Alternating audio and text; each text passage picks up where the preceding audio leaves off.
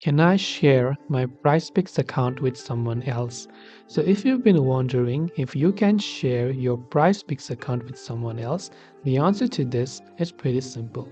If I open up the official help section from PrizePicks under account eligibility, they say, can I share my account with someone else? The answer is no.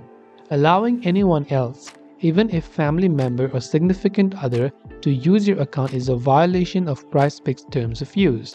If you believe someone else is accessing your account, you can contact PrizePicks immediately. It is your responsibility to protect your login information and to contact us regarding unauthorized account usage. PrizePicks will not be responsible for any loss or damage resulting from a member's failure to notify us of unauthorized use. In the event that PrizePicks requests registration information from a member, the member is obligated to provide accurate and complete information and must update the information when it changes.